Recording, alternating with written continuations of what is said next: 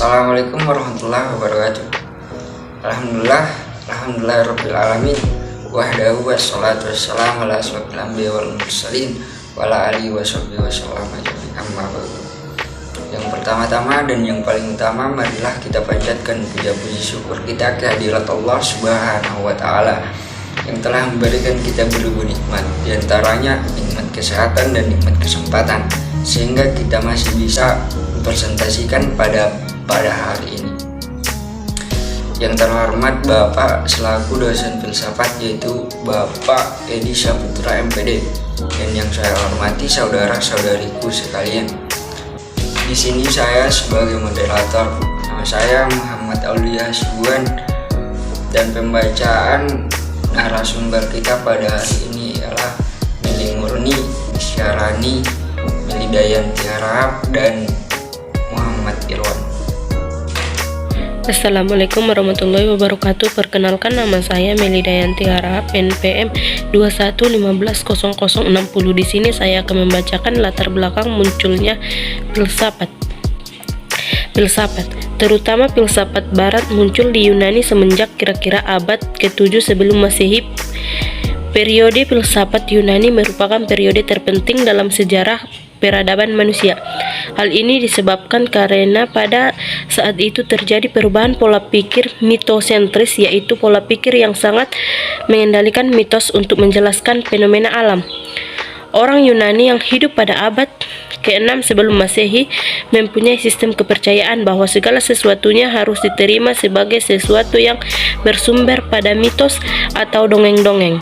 Artinya suatu kebenaran lewat akal pikir atau logis tidak berlaku, yang berlaku hanya suatu kebenaran yang bersumber dari mitos atau dongeng-dongeng.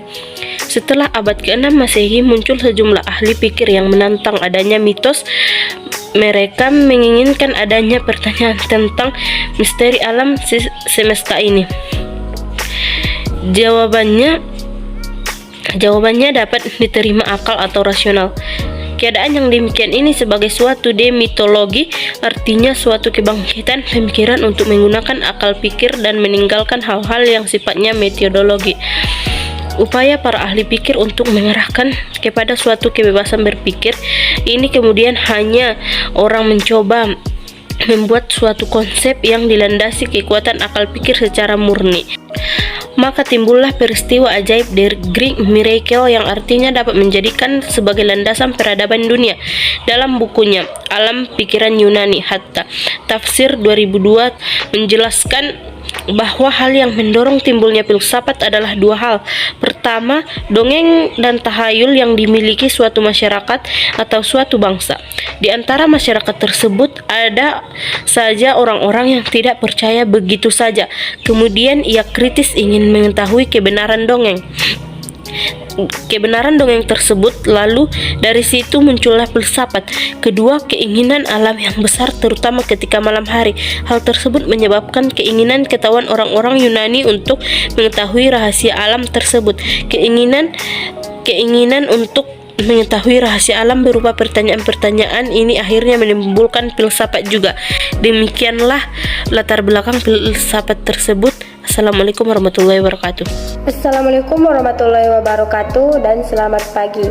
Perkenalkan, nama saya Meli Murni, NPM 21150059. Filsafat pendidikan sebelum abad 20. 1. Perkembangan filsafat umum. Berpijak pada pemikiran Pujawijatna 1986, periode perkembangan filsafat dapat dibagi 4, yaitu 1. Filsafat Yunani, 2. Filsafat Hindu, 3. Filsafat Islam, 4. Filsafat Eropa. A. Filsafat Yunani. Filsafat Yunani adalah filsafat yang tertua. Plato dan Aristoteles merupakan tokoh pada masa filsafat Yunani. Karyanya dapat digolongkan menjadi 4 golongan. 1. Logika, 2. Fisika, 3. Metafisika, dan 4. Pengetahuan praktis. Pemikiran-pemikiran filsafat Plato dan Aristoteles ini kemudian berkembang ke Timur Tengah dan dikembangkan oleh sarjana-sarjana Islam dan membungkusnya dengan baju Islam atau Barit DKK 1986. B. Filsafat Hindu. Perkembangan filsafat Hindu sejalan dengan perkembangan filsafat Yunani. Bahkan ada ahli yang mengatakan adanya kesamaan konsep mitologi Hindu dengan Yunani. Filsafat Hindu ini tertuang dalam konsep Vedisme, Brahmanisme, dan Buddhisme. C. Filsafat Islam. Harun al-Rasyid, Khalifah Daulat Abbasiyah, mengembangkan pemikirannya untuk mengkaji ilmu pengetahuan. Dia mendirikan sebuah lembaga pengkajian ilmu pengetahuan yang bernama Baitul Hikmah. Ajaran dan keterangan falsafi mereka dipengaruhi oleh Neoplatonisme. Abad ke-13, orang Eropa mulai menggali kembali filsafat klasik yang sudah berbaju Islam atau Barit DKK 1986. D. Filsafat Eropa. Filsafat Eropa adalah filsafat modern yang berkembang sejak munculnya keinginan untuk menjadikan alam pemikiran klasik sebagai pedoman bagi perkembangan ilmu pengetahuan dan kebudayaan yang terkenal dengan istilah Renaissance. Renaissance ditandai oleh kecenderungan pemikiran untuk mengambil kembali alam kebudayaan Yunani yang humanisme.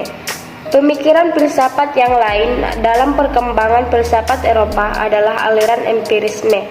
Pemikiran ini didukung oleh Francis Bacon 1210 sampai 1292, Thomas Hobbes 1588 sampai 1679, John Locke 1632 sampai 1704, dan David Hume 1711 sampai 1776.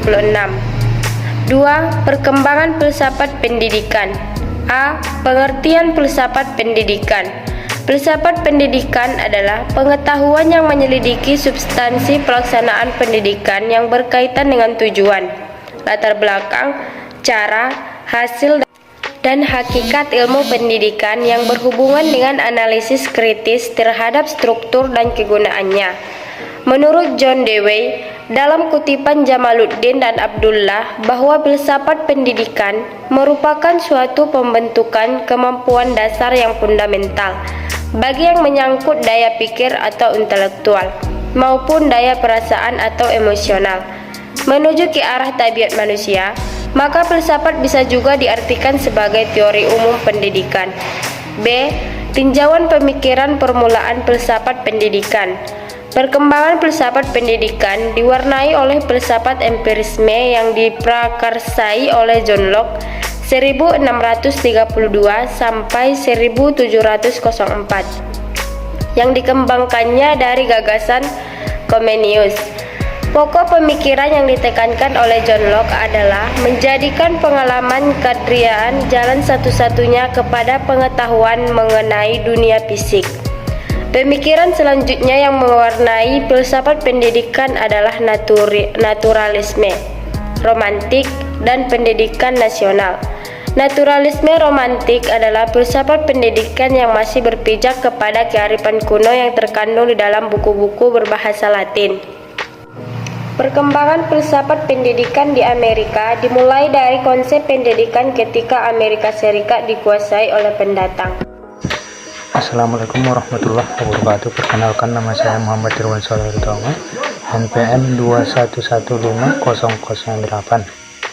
Di sini saya akan membacakan metodologi ilmu pendidikan sebelum abad ke-20. 1. Tonggak pertama, Aristoteles. Ilmu pendidikan dibangun melalui berbagai riset pendidikan, yang maksudnya riset adalah metode kerja yang banyak digunakan oleh para ahli membangun ilmu pendidikan.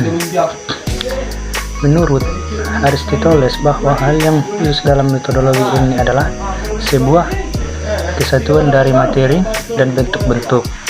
Yang kedua, tonggak kedua yaitu Francis Bacon yang dalam kurung 1561 sampai 1626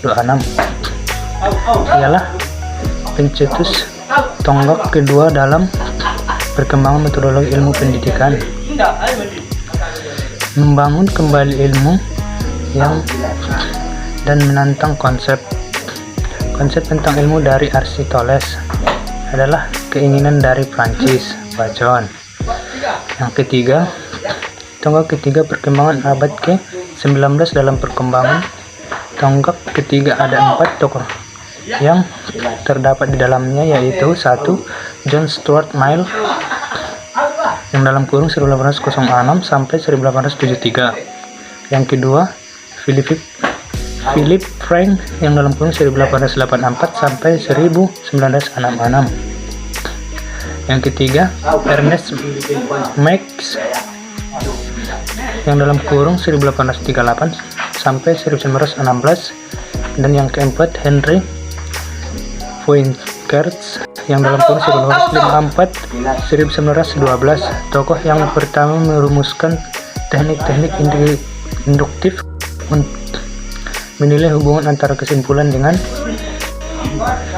evidensi atau hal-hal yang menjadi sumbernya. Sekian dan terima kasih. Assalamualaikum warahmatullahi wabarakatuh. Assalamualaikum warahmatullahi wabarakatuh. Perkenalkan, nama saya Syarani, NPM 21150061. Di sini saya akan membacakan maja-maja filsafat pendidikan dan implikasi pendidikan filsafat sebelum abad 20 untuk masa kini. Yang pertama, majab idealisme. Idealisme merupakan pengetahuan yang diperoleh melalui indera tidak pasti dan tidak lengkap. Karena dunia hanyalah tiruan belaka, sifatnya maya atau bayangan, yang menyimpang dari kenyataan sebenarnya. Filsafat idealisme diturunkan dari filsafat metafisik yang menekankan pertumbuhan rohani. Majab idealisme bertujuan untuk membentuk karakter dari mengembangkan bakat atau kemampuan dasar serta kebaikan sosial. Yang kedua, majab realisme. Realisme merupakan salah satu filsafat yang memandang realitas secara dualitas. Realisme juga majab yang berbeda dengan materialisme dan idealisme yang bersifat monistis. Yang ketiga, majab materialisme. Materialisme memandang bahwa realitas seluruhnya adalah materi. Dalam arti sempit, materialisme adalah teori yang mengatakan bahwa semua bentuk dapat diterangkan menurut hukum yang mengatur materi dan gerak. Selanjutnya saya akan membacakan implikasi pendidikan filsafat sebelum abad 20 untuk masa kini. Setelah melihat kembali ke belakang dampak dari perkembangan filsafat pendidikan abad sebelum 20, masih terasa sampai sekarang seperti manusia yang lebih membangun diri. Hidup dipimpin oleh pengetahuan dan pemberian dasar pendidikan sejak dini. Namun bukan berarti tidak ada dampak negatif yang ditimbulkan. Salah satu yang terjadi sekarang adalah terciptanya individu yang mementingkan nilai di atas segalanya. Sekian dari saya. Assalamualaikum warahmatullahi wabarakatuh. Demikianlah hasil diskusi kami dari kelompok 4. Kurang dan janggalnya kami mohon maaf. Assalamualaikum warahmatullahi wabarakatuh.